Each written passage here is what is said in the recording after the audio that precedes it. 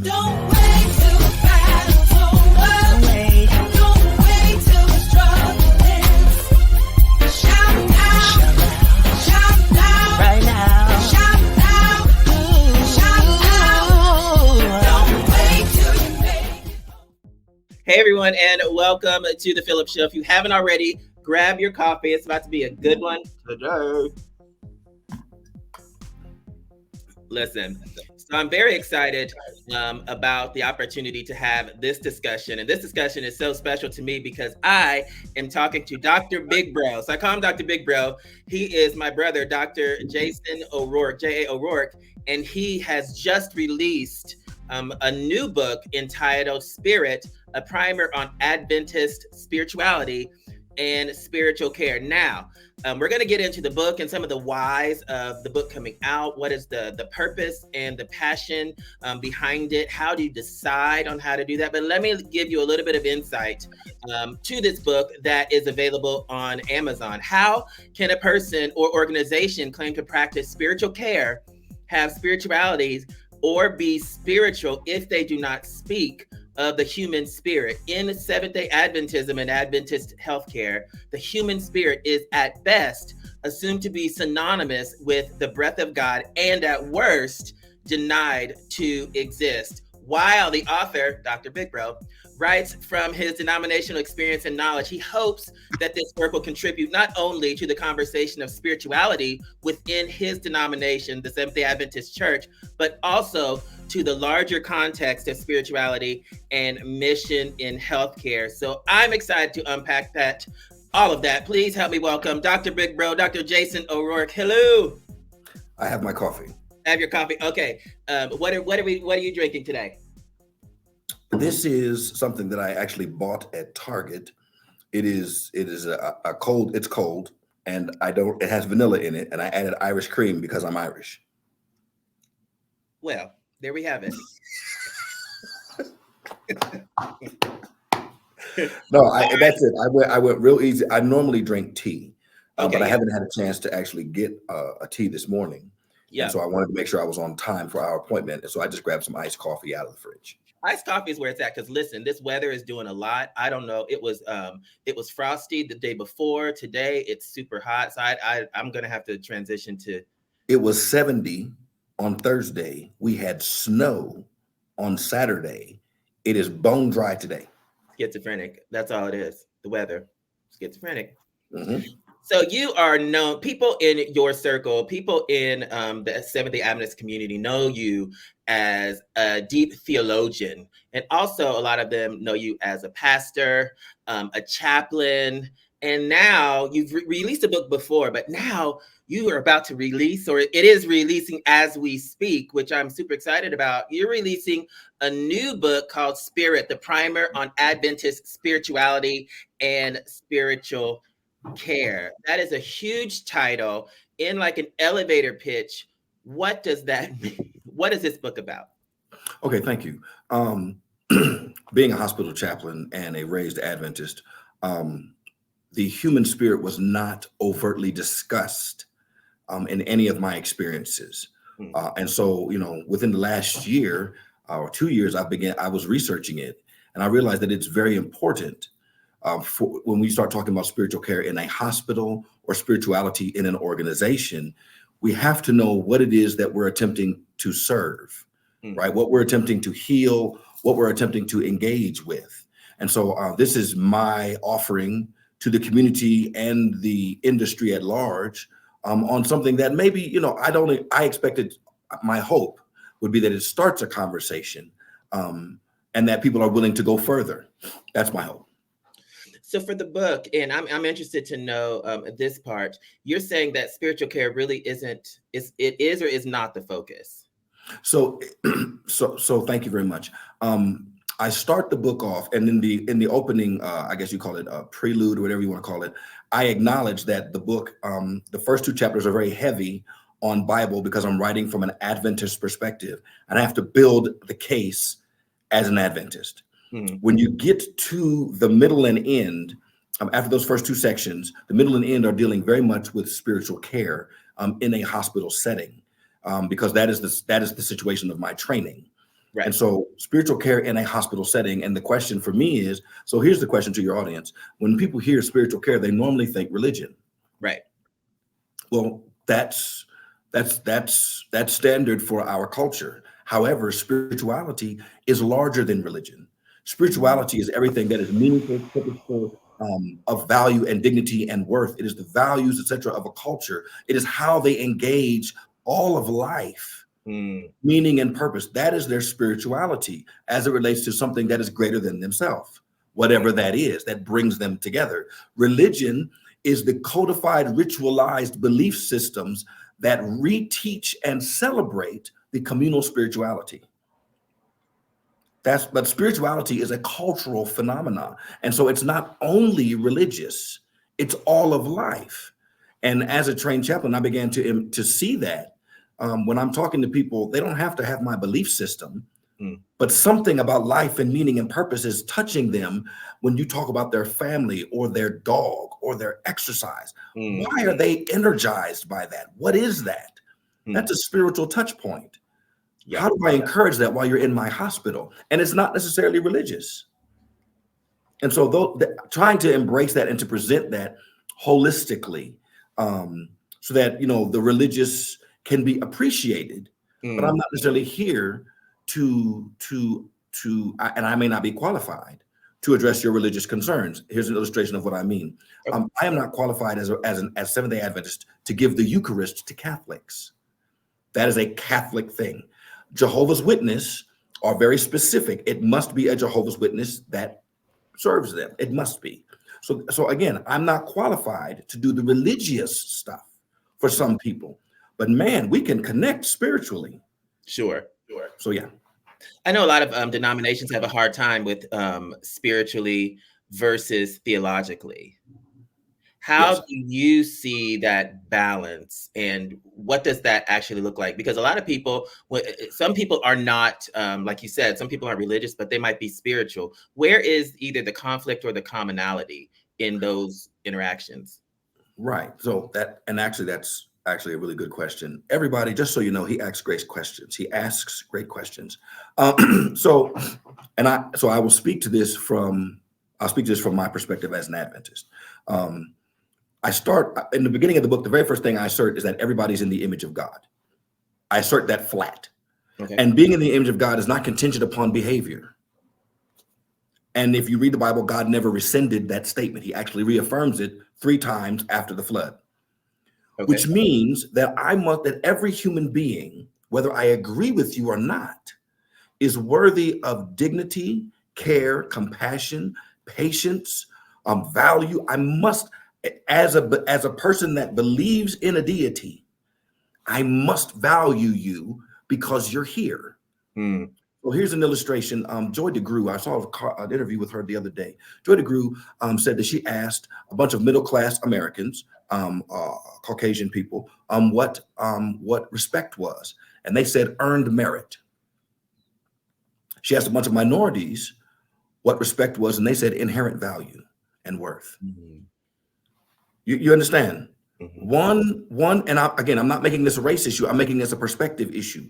One is contingent upon a behavior, and therefore, if your behavior is not in agreement and you do not produce, you are not worthy of respect. The other one says you have respect inherently. And indigenous cultures, all of indigenous cultures carry this concept of inherent self-actualization. Sidebar. I'm on a tangent to go with me. It is documented, and I found this past year.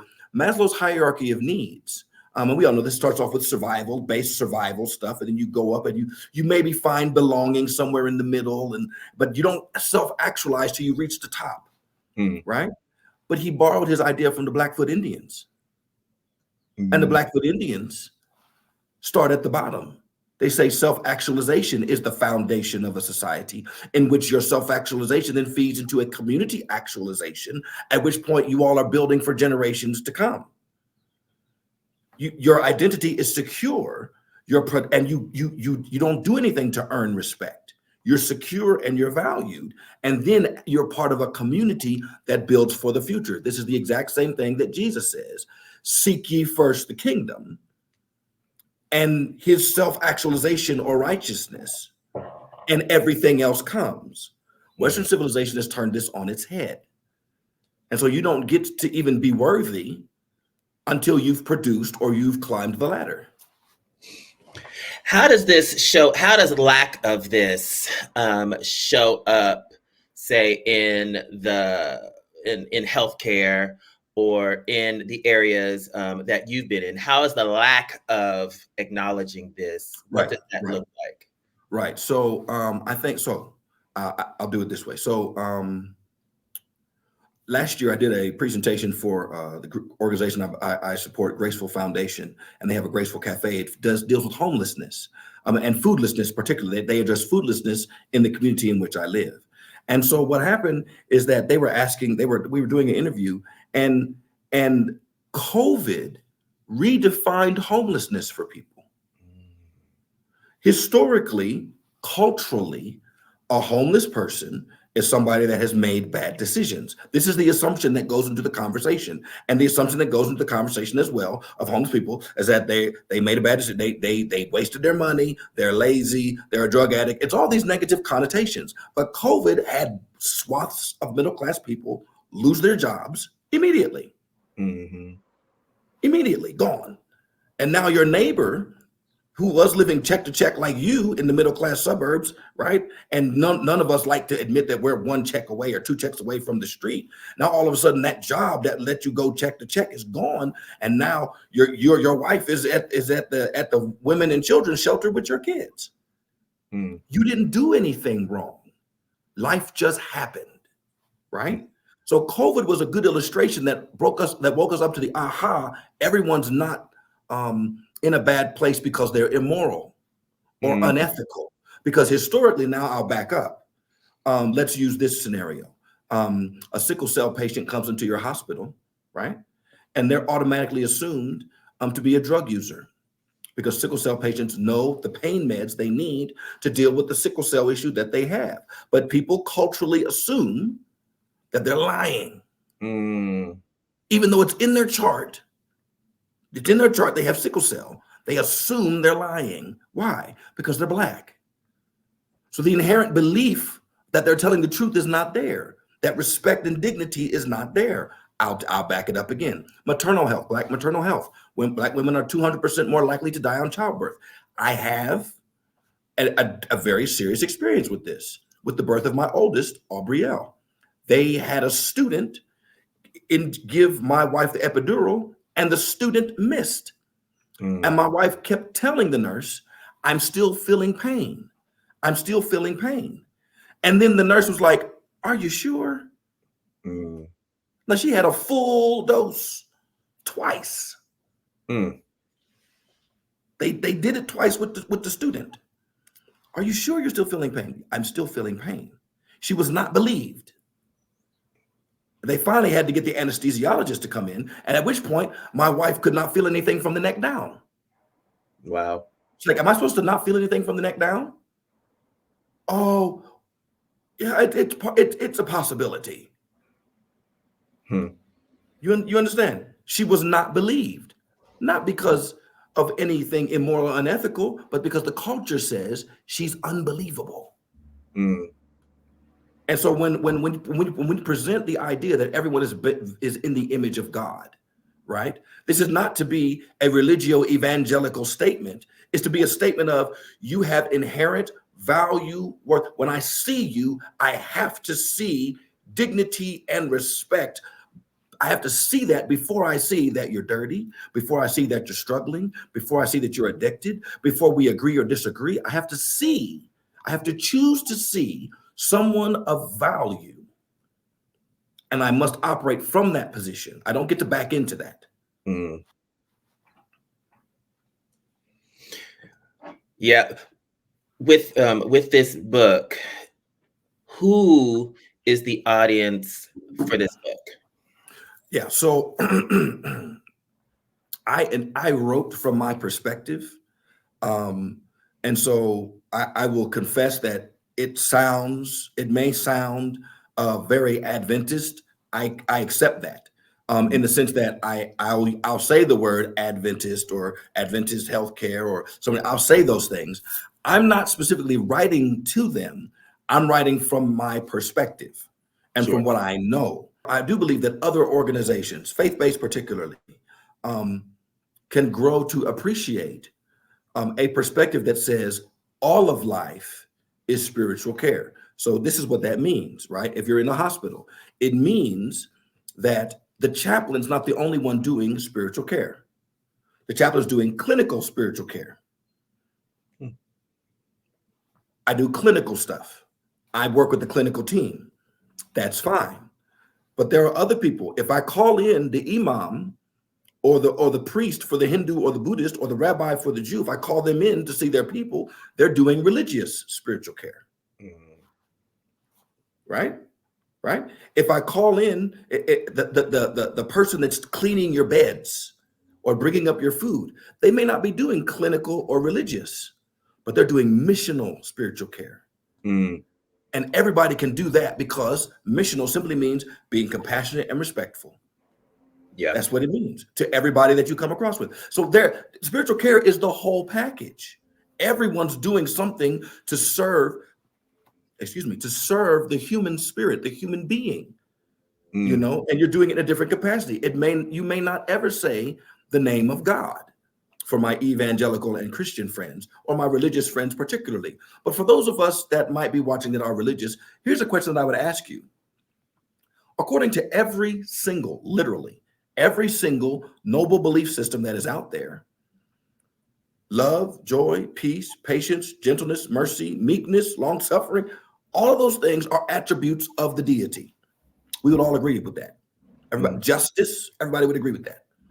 Can you have a conversation about love or forgiveness and the deity be absent? No.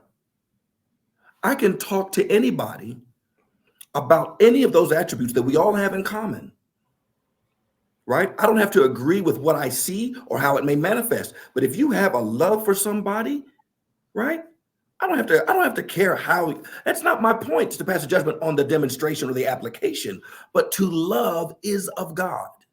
Evil does not have the capacity to love.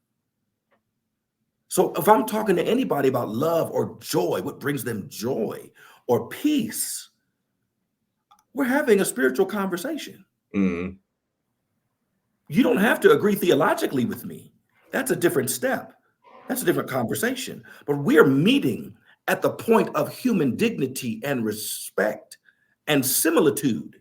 We're meeting there. And that is that's a very healthy place to be. It's a very encouraging place to be. Yeah. It's a very encouraging place to be.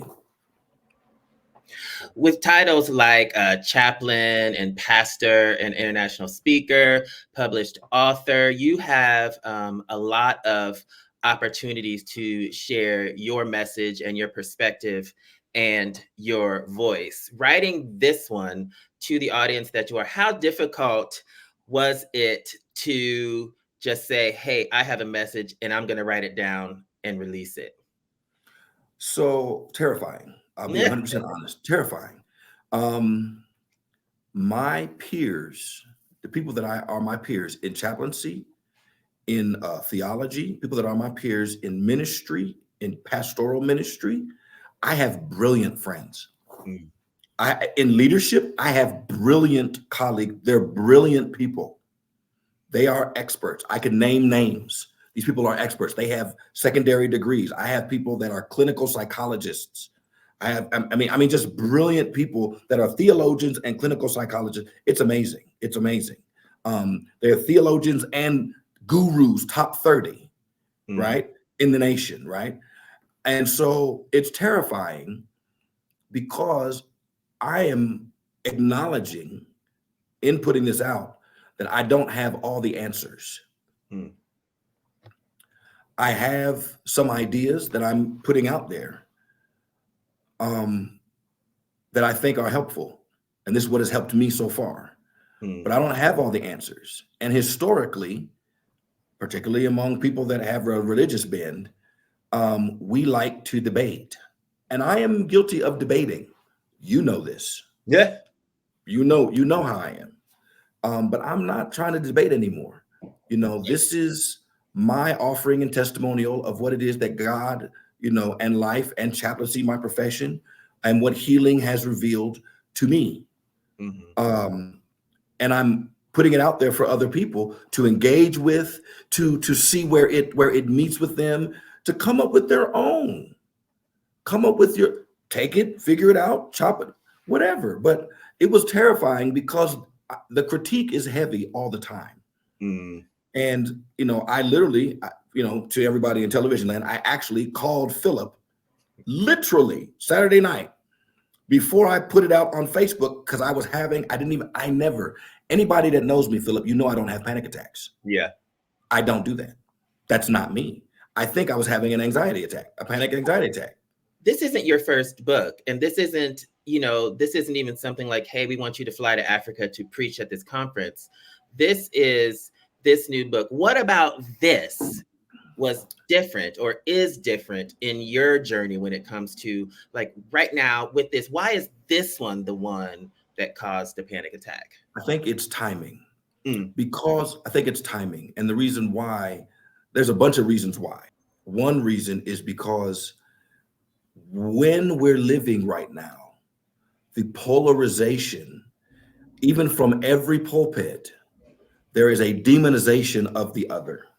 And when I say pulpit, I mean ideological, political, religio-theological, spiritual. There's a demonization of the other. And this is literally demanding that I stop for a moment, demonizing a person that I disagree with, and recognize that God never removed his blessing of image off of them. And I have to respect them. I have to respect them as an entity, as a living, breathing person. I must respect them. I must value them, even though I don't agree with where they land. Look on any news channel demonizing the other side. Yeah. It's all the radio demonizing the other side. It's ridiculous. It's fascinating. Even in the pursuit for justice, we can demonize those we consider unjust. Yeah. That's not uncommon. That's challenging. Yeah. And it's not, I know it seems like we have a heightened sense of awareness now. But I would, I guess, argue that that's not new. That's not really new, but we just hear more about it. And I could probably say, yield to social media and the internet and the visibility and the way that we're able to ingest so much information, so many voices all at the same time, where we weren't really used to doing that back in the day. No, and for me, where I am in my life journey, there's a statement in the holy book that I ascribe to. It says, "Let your words be grace seasoned with salt." It doesn't say, "Let your words be salt." It says, "Let your words be grace seasoned with salt." And we like to call salt the truth telling. I'm telling the truth, yeah, but how do you do it? We disagree, yeah, but how do you disagree? Yeah. If you follow, if I ascribe to following Jesus, you don't find him demonizing people. Yeah. By and large, you don't find him demonizing people. And when he did it one time, and he did it to the uber religionists who were demonizing people. He says, "You are of your father, the devil." That's what he said. It's the only time he said it. He didn't say it to people he disagreed with ethically or morally. He said it to people who claimed to know the source of truth and were treating people badly. Yeah. And for me, I think that in our culture, in our day and time, what is the voice that is lifting and calling people together? What is the voice? And I'm not saying that there isn't one. I'm saying this is my offering. Just something to think about going forward from a Christian Adventist perspective, in the hopes of possibly maybe making an impact or an influence on one person. Because The truth of it is there are concentric circles of influence. And what I mean by concentric circles, you throw a rock in a pond, it's going to make a splash, but you don't know how far the ripples go. And they happen even after the major wave ripples are gone. There's still a ripple that hits the shore. You just don't see it no more. Very true. It's the same thing with, the butterfly effect that they theorize. What happens, what happens when the right environment things take place in Africa and a butterfly at that moment flaps its wings and a hurricane is formed. Wow. Oh, yeah, there it is. That one flap was the tipping point. Malcolm Gladwell's book, The Tipping Point. What's the one straw that will have the ripple effect? I'm not saying mine is the straw, but I might be one of the straws that build up. You might be a supportive straw. There you go. Scaffolding straw. Yes, scaffolding. So Spirit, a primer on Adventist spirituality and spiritual care. This will be available on Amazon, on digitally on Kindle, correct? Yes, you can pre-order now. It goes active on this upcoming Friday. I believe that's the 3rd. Yeah, and I might do a hard copy depending on if there's interest. But I at this point, I had to get it out. I had to put it out. I have 2 more behind it that I'm actually writing right now. One is the second one will be Spirit, a primer on spiritual practices and interventions. And then the third one will be a primer on spiritual leadership. And this is just me. This is just my offerings. Yeah, and I'm excited about it because this kind of puts a little bit more options in your arsenal when it comes to what you do, what you say, what you're able to provide. Say when you go speak or go teach or whatever. And I know that very much you're like a trainer of leaders, and I'm so glad that this book is able to help people navigate on their own with you helping them along the way. And I know people can find you on LinkedIn. Yes, I'm on LinkedIn. I believe it's Dr. Jason O'Rourke. I believe that's what my LinkedIn handle is. I can pull it up right now and tell you. But yeah, I'm on LinkedIn. And if they're friends with you, then they can find me. So if they're friends with me, you can find Jason, and you'll be able to find everything about Jason on the phillipshow.com. We'll have the link for you all there. You can connect with Jason. You can purchase the book, and you can just get inspired and learn more about spiritual care. Absolutely, the primer. Jason, thank you so much for taking time out of your day. I know you got a lot of things going on. Thank you so much. No, I appreciate the opportunity for the interview. As always, you do a great job. I appreciate the relaxed nature and your questions. You always have give good questions and insights. So thank you so much for this time. Absolutely, thank you. So that's Dr. Big Bro.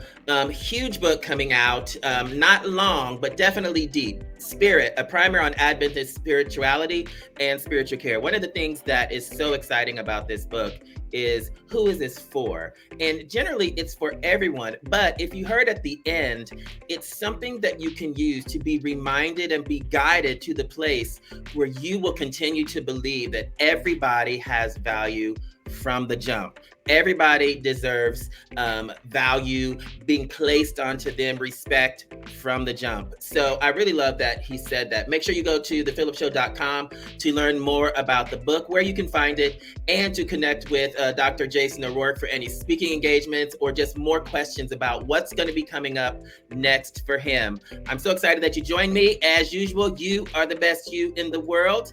And I will see you next time here on The Phillip Show. Don't wait.